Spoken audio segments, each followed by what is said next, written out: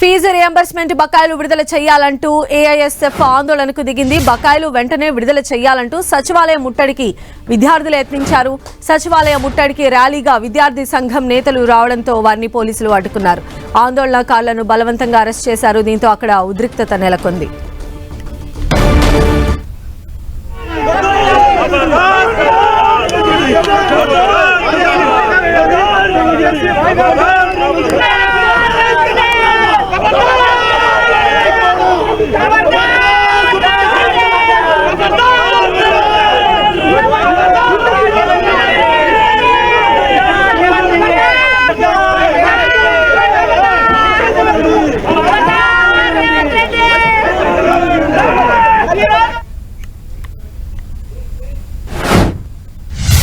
So fee reimbursement బకాయిలు విడుదల చేయాలంటూ కూడా ఏఎస్ఎఫ్ ఆందోళనకు దిగింది.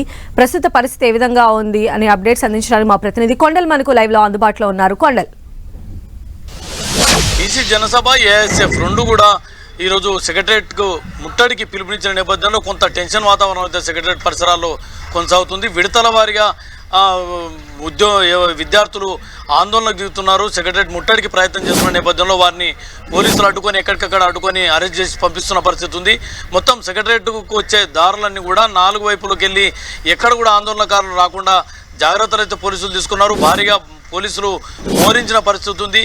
అయినప్పటికీ కూడా కొద్దిసేపటి క్రితమే ఒక దాదాపు ఒక 15 మంది విద్యార్థులు సెక్రటరియట్ బ్యాక్ సైడ్ గేట్ నుంచి మింట్ కాంపౌండ్ వైపు నుంచి లోపలికి వచ్చేందుకు ప్రయత్నం చేశారు. వీరిని పోలీసులు అడ్డుకున్నారు. కొంత హై టెన్షన్ వాతావరణం నెలకొంది. పోలీసులకు ఆందోళనకారులకు మధ్యన కొంత టెన్షన్ వాతావరణం నెలకొంది. మొత్తానికైతే వారిని అరెస్ట్ చేసి పంపించడం జరిగింది. ఇక ఎక్కడికి కూడా ఈ నాలుగు వైపుల నుంచి రావడానికి కట్టుదిట్టమైన భద్రత ఏర్పాటు చేసినప్పుడు కూడా వీటన్నిటి ఛేదించుకొని కొంతమంది విద్యార్థులు ఇక్కడికి వస్తున్న పరిస్థితి ఉంది.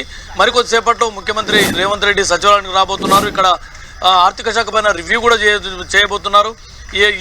ఈ పరిసరాలన్నీ కూడా పోలీసులతో మోహరించున్నారు. మొత్తానికి ఏదైతే సెక్రటరియట్ ట్యాంక్ బండ్ నుంచి సెక్రటరియట్ వచ్చే వారికి అంబేద్కర్ విగ్రహం దగ్గర నుంచే ఆంక్షలు కొనసాగుతున్న పరిస్థితి ఉంది. మరోవైపు ఆందోళనకారులు అసెంబ్లీ నుంచి వైపు వచ్చేవారిని కూడా అడ్డుకునేందుకు పూర్తి స్థాయిలో మెయిన్ రోడ్ పై నుంచే వారికి అడ్డుకునే ప్రయత్నంలో పోలీసులు భద్రతను ఏర్పాటు చేశారు. చూడాలి, కొంత అయితే టెన్షన్ వాతావరణం ఉన్నప్పుడు కూడా విడతల వారీగా ఆందోళనకారులు వస్తున్న పరిస్థితి ఉంది. వారిని ఇప్పటికే సిటీలో చాలా చోట్ల అరెస్ట్ చేసి వారిని స్టేషన్ తరలించిన పరిస్థితి ఉంది. ఈ సెక్రటరియట్కి అయితే ముట్టడికి సాయంత్రం వరకు కొనసాగే అవకాశం ఉంటుంది. కాబట్టి విడతల వారీగా ఆందోళనకారులు వస్తున్న నేపథ్యంలో పోలీసులు కూడా అంతే జాగ్రత్తగా అప్రమత్తంగా ఉన్న పరిస్థితి అయితే స్పష్టంగా కనిపిస్తుంది. అయితే స్టూడెంట్స్ మనం చూసినట్లయితే సెక్రటేరియట్ బ్యాక్ సైడ్ నుంచి కానీ అంటే చుట్టుపక్కల నుంచి కూడా ఖచ్చితంగా వచ్చే అవకాశాలు ఉన్నాయని మీరు చెప్తూ ఉన్నారు. కాబట్టి పోలీసులు స్టూడెంట్స్ ని కట్టడి చేయడానికి ఎలాంటి వ్యూహాలు రచిస్తున్నారని అనుకోవచ్చు? నాలుగు వైపులా భద్రత అయితే కంటిన్యూ కొనసాగుతుంది. సెక్రటరియట్కు నాలుగు వైపుల నుంచి entrance south east, south west, south north, south west మొత్తం నాలుగు వైపులా ఎంట్రీ ఉంటుంది. నాలుగు వైపులా పోలీసులు మోహరించున్న పరిస్థితి ఉంది. నాలుగు వైపులు ఉన్నప్పటికీ కూడా only south east, south west ఈ రెండు చోట్లకి వెళ్ళే ఎవరైతే విజిటర్స్ అనుకోండి, ఇక్కడికి వచ్చే ఎంప్లాయీస్ అనుకోండి ఎంట్రీ ఉంటుంది. ఆ రెండు చోట్ల పూర్తిగా భద్రత కంటిన్యూ అవుతుంది. మెయిన్ ఎంట్రన్స్ ఏదైతే సౌత్ వెస్ట్ నుంచి ఎంటర్ అయ్యే వారికి మెయిన్ రోడ్ నుంచి ఆంక్షలు ఉన్నాయి. అక్కడ నుంచి వేరే వెహికల్స్ లోపలికి అనుమతించడం లేదు. కేవలం ఏదైతే సెక్రటరియట్ ఎంప్లాయీస్ అదేవిధంగా మీడియాకి సంబంధించిన వెహికల్స్ మాత్రమే లోపలికి అలౌ చేస్తున్నారు. ఇక ఆందోళనకారులను అడ్డుకునేందుకు అక్కడ పూర్తిస్థాయిలో పోలీసులు అప్రమత్తంగా ఉన్నారు. మరోవైపు ట్యాంక్ బండ్ ఏదైతే అంబేద్కర్ స్టాచ్యూ నుంచి కూడా అక్కడ పోలీసులు మోహరించున్నారు. బీఆర్కే భవన్ దగ్గర ఉన్నారు. ఏ వైపు నుంచి రావడానికి వీలు లేకుండా కట్టుదిట్టమైన భద్రత అయితే కొనసాగుతున్న పరిస్థితి ఉంది. దీన్ని ఛేదించేందుకు నిరుద్యోగులు కూడా అదే పరిస్థితుల్లో ఉన్నారు. చూడాలి, కొంత టెన్షన్ వాతావరణం ఉన్నప్పటికీ కూడా ప్రస్తుతానికైతే ప్రశాంతంగానే కొనసాగుతుంది. అయితే ప్రస్తుతం అయితే ఆందోళనకారులు ఏదో ఒక రూపంలో సెక్రటేరియట్ ముట్టడించే అవకాశాలే కనిపిస్తూ ఉన్నాయి. కాబట్టి అంటే సెక్రటేరియట్ చుట్టుపక్కల ప్రాంతాల్లో ఏమన్నా ఆంక్షలు విధించేటువంటి అవకాశం ఉందా? ఎవరినైనా అనుమానితులను క్షుణ్ణంగా తనిఖీలు చేసే ఆస్కారం ఉందా?